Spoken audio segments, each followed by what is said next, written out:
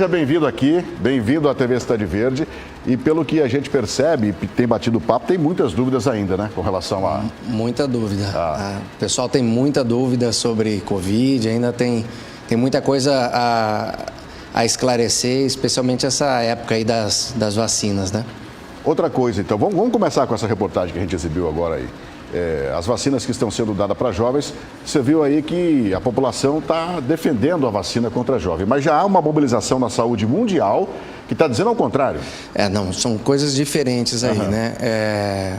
Eu acredito que a Defensoria Pública aí está questionando o fato de que aqui em Cuiabá, muita gente que tem idade mais avançada, 40, 45 anos, e que ainda não conseguiu agendar ou que agendou e perdeu por algum motivo o agendamento, porque existiam falhas na questão do agendamento. Tem alguns pacientes que referiram que não conseguiram receber o e-mail de confirmação, não conseguiram confirmar o dia da sua vacinação, acabaram perdendo.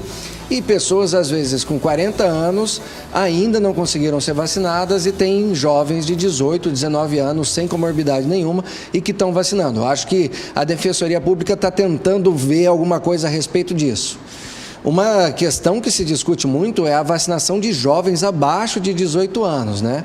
Que aqui no Brasil a gente já tem algumas cidades começando a fazer essa vacina em jovens, né, adolescentes, a partir de 12 anos, e que é uma coisa que ainda não está estabelecida no mundo. Por exemplo, a OMS não recomenda a vacinação ainda para jovens a partir de 12 anos. E por que isso, doutor?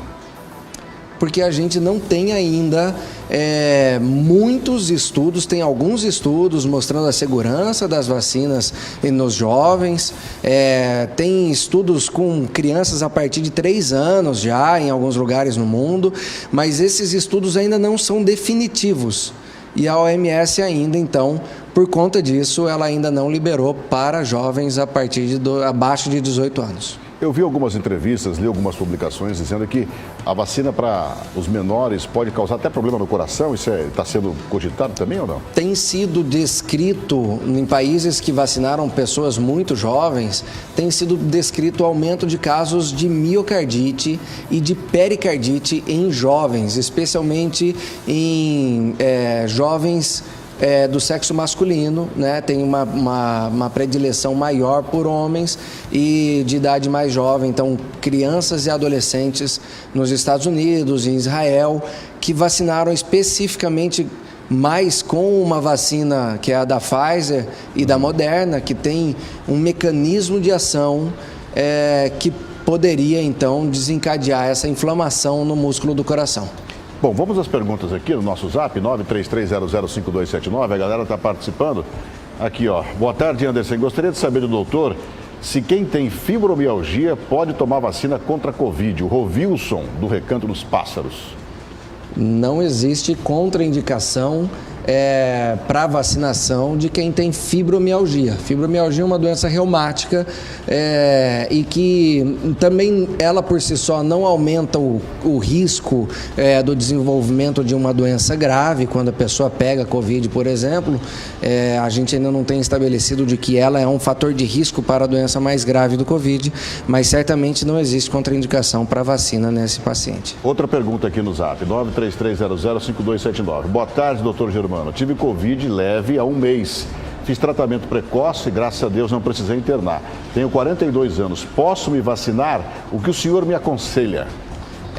A gente teve uma live ontem no Instagram, eu e o Anderson, a gente conversou bastante sobre vacinação. E assim, a vacinação em pessoas que tiveram Covid, é um tema que ainda a gente está em discussão na comunidade científica, tá? O que eu digo é que se você teve Covid confirmado por exames, pelo seu médico, pelo acompanhamento que você fez, se você teve de verdade o Covid, eu recomendo que você espere de 3 a 6 meses para se vacinar. E isso por quê? Apesar de que o Ministério da Saúde coloca 30 dias. Tá? O Ministério da Saúde coloca 30 dias para vacinação em quem teve Covid, mas outros órgãos, como o FDA americano, ele coloca um período de 3 a 6 meses. Para quem teve... Para quem teve a doença. E o porquê? Porque a gente não sabe exatamente o que essa vacina, em pacientes que têm a imunidade para o Covid, o que essa vacina pode exatamente desencadear. A gente está descobrindo algumas coisas dessas vacinas, né? A da Pfizer, por exemplo, com os casos de miocardite, a da Johnson & Johnson com os casos de Guillain-Barré. Então, a gente ainda está descobrindo algumas coisas dessas vacinas ainda. Outra pergunta aqui, ó. Essa é uma das perguntas das maiores dúvidas das pessoas, né? Porque tem pessoas que tomam as 2 doses, pegam a doença, interna, entuba e falece. A gente tem que lembrar que as vacinas, elas têm uma eficácia, tá? Todas as vacinas têm uma eficácia já comprovada, mas o grau de eficácia depende de cada vacina, depende de cada organismo, tá? Então, estar completamente vacinado não significa estar completamente imunizado para a doença. Aqui é outra pergunta, o senhor já falou sobre isso, mas só para registrar, a possibilidade de eu ter miocardite no futuro, tenho 25 anos, Zé Leblon. Normalmente, os casos de miocardite que acontecem, que têm sido descritos pela vacinação da vacina Pfizer ou da Moderna, esses casos têm sido descritos de maneira aguda. Tá? Então, são adultos jovens ou adolescentes jovens que tiveram quadros de miocardite aguda alguns dias, semanas após a vacinação. Se existe um risco no futuro, a longo prazo, a gente ainda não sabe. O ideal, então, doutor Germano, seria que as pessoas sempre tenham acompanhamento médico tomando a vacina, né? Porque cada caso é um caso.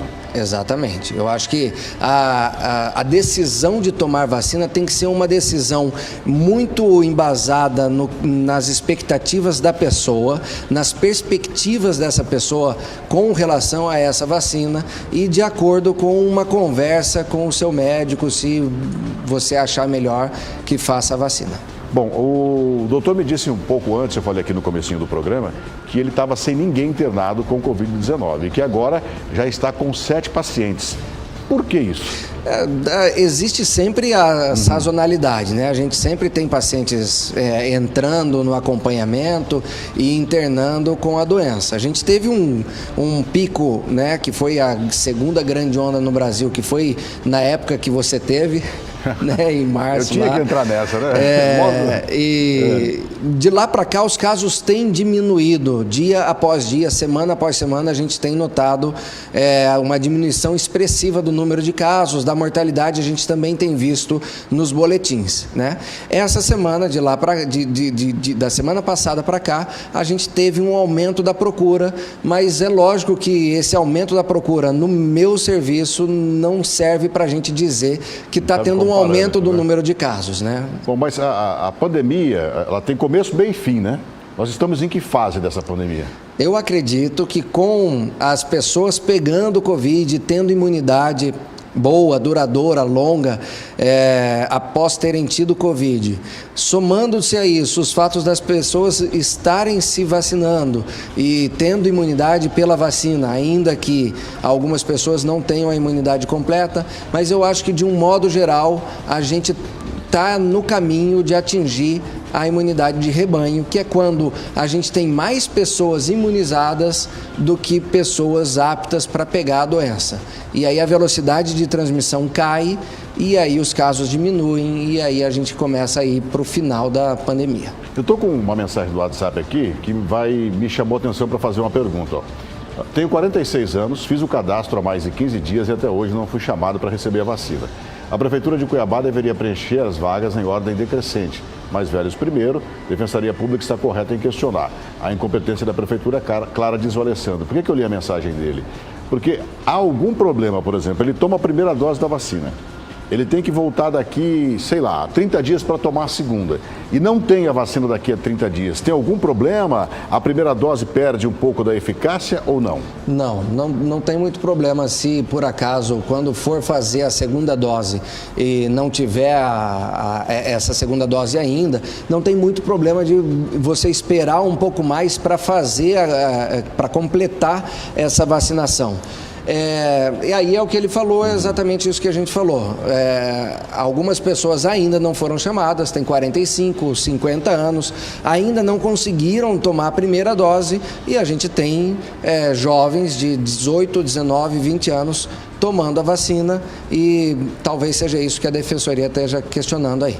Outra pergunta aqui no Zap, 933005279. Gostaria de saber se as pessoas com intolerância à lactose podem vacinar. Pode vacinar. Pessoas com intolerância à lactose podem ser vacinadas aí com qualquer uma dessas vacinas que temos disponíveis. Tem alguma contraindicação, não, essas vacinas que estão hoje aí? Então, as vacinas como a AstraZeneca, por exemplo, e a Janssen, né, da Johnson & Johnson, que trazem em si um mecanismo de ação que é o vetor viral, elas são contraindicadas na gestante, formalmente contraindicadas nas gestantes, né? As vacinas as vacinas de RNA mensageiro, como a da Pfizer e a da Moderna que está vindo, essas ainda estão em estudo para gestantes. Bom, a gente tem tempo para mais uma pergunta aqui no Zap? Tem, né? Então põe aqui para mim, ó. Boa tarde, tive Covid em março, tenho 61 anos, fiquei internado uma semana, em 3 de maio vacinei, hoje estou tendo queda de cabelo. Dia 3 de agosto está agendado a segunda dose. Certo. O cabelo dela. Ela deve estar tendo uma queda de cabelo pelo fato dela ter tido Covid em si, não talvez por causa da vacina, tá? A queda de cabelo, ela é muito comum e ela pode se estender por algumas semanas, meses após a pessoa que teve Covid confirmada. Então, eu recomendo que procure o médico para fazer uma avaliação e talvez fazer alguma prescrição de alguma medicação para esse cabelo voltar a crescer. Uma pergunta que você já respondeu aqui, mas fizeram de novo, olha lá. Sou bronquioasmático, tive Covid, complicação pós-Covid, fiquei internada. Posso vacinar somente com 3 a 6 meses? A recomendação para pessoas que tiveram Covid, as pessoas que tiveram Covid, no caso dessa pessoa, ela teve Covid, ela ficou internada, ela ficou num grau moderado a grave, talvez, da doença, ela adquiriu anticorpos que nos últimos estudos, os anticorpos têm permanecido por mais de 12 meses, tá? Então, na grande maioria das pessoas, os anticorpos gerados pela infecção são muito fortes, muito robustos, muito competentes para impedir uma reinfecção. As reinfecções são extremamente raras. Então, para essa pessoa que teve internada por um quadro moderado, essa pessoa não precisa se preocupar em sair correndo para tomar a vacina, porque ela tem uma imunidade duradoura e competente. E tem uma outra mensagem aqui para a gente encerrar, doutor Germano. Parabéns, gosto muito de ver as informações pelo doutor Germano e você, Anderson. Informação de credibilidade. A Jaqueline Abe. Obrigado, Jaque. Foi um compromisso que eu assumi lá no hospital, de que eu sairia de lá e usaria um pouco da minha profissão de jornalista para levar às pessoas a notícia como realmente ela é, no caso da Covid-19, né? E o doutor Germano é meu médico até hoje e eu até brinco, né? Falo, pegam tanto no pé de quem ajuda a salvar a vida, né? Ao invés de pegar no pé dos outros aí que tá fazendo coisa errada, mas não. Eu falei uma vez aqui no programa e repito, se eu estou aqui é porque Deus criou um batalhão de anjos para me tirar de onde eu estava. O doutor Germano foi um deles, né? Aí o nego fala assim, teve alguém que publicou, o cara tomou uma injeção experimental. Se fosse experimental, amigo, eu estava morto, né? Eu estou vivo, enfim. Tudo foi feito com cuidado, né? E a partir de hoje, quarta-feira, ele vai estar aqui para falar de vários assuntos com a gente. É óbvio que nesse momento não se fala em outra coisa. Para a gente encerrar a estreia dele aqui, uma pergunta, para mim é difícil, mas eu acho que vai ser fácil de responder, né? Eu recebi hoje de manhã uma pergunta que dizia assim, Anderson, assisti a sua live, recebi no Instagram, agora estou com uma dúvida do tamanho do mundo. Tomo ou não tomo a vacina? A vacina, para a população em geral, é uma medida muito boa para a contenção da doença. Tá? Então a vacina realmente, de um modo geral, como saúde pública, todas as doenças que a gente controlou com as vacinas. Eu acho vacinas são ótimas. Eu, de modo algum, sou contra vacinas. Eu só acho que a gente tem que saber que a gente está experimentando algumas vacinas que são novas, têm mecanismos de ação diferentes de qualquer outra vacina que a gente já teve aprovadas para humanos, que são as vacinas de vetor viral e a vacina de RNA mensageiro. A gente ainda não tem nenhuma vacina aprovada para humanos com esse mecanismo. Essas são as primeiras. Então, a gente tem que entender que essas vacinas são experimentais e que a gente ainda está descobrindo algumas coisas delas. Então, as pessoas que se decidirem a se vacinar porque elas têm receio de pegar a doença e de evoluir para uma forma grave da doença, essas pessoas devem se vacinar, sabendo. E elas devem querer se vacinar, jamais obrigado. Elas devem querer se vacinar, sabendo que elas estão participando de uma vacina experimental, que está ainda na fase 4 de experimento. Tá? São vacinas que já têm mais de 400 milhões, por exemplo, a Pfizer já tem mais de 400 milhões de doses aplicadas no mundo. Tá? São vacinas que têm um perfil de segurança já bem estabelecido, mas afirmar com certeza quais são os riscos dessa vacina a longo prazo, a gente ainda não tem como afirmar com certeza. Doutor Germano, obrigado, seja bem-vindo aqui. Eu A casa que é agradeço. sua, viu? Estamos à disposição. Você pode continuar mandando as suas perguntas que eu guardo para fazer para ele na quarta-feira que vem. Pode fazer pergunta difícil que ele responde, viu? Aqui não tem essa não, você pode perguntar o que você quiser que ele responde. Toda quarta vamos estar aí para responder pergunta. Agora, muito ainda da vacina, muito ainda da doença, mas geral, estamos aí. Ele é médico da família, gente. Médico. Eu confesso que só ficando doente que eu fui. Estou apresentando ele hoje porque é estreia, né? A última vez que eu fui no médico da família eu era pequeno, né? Hoje em dia, tantos especialistas que tem que a gente acaba não tendo médico da família, que é aquele que cuida da gente no começo, no meio e no fim, vai acompanhando. Né? A gente atende do primeiro ao último dia de vida. Aí, ó, tá vendo? Obrigado, doutor Germano. Boa tarde. Grande abraço.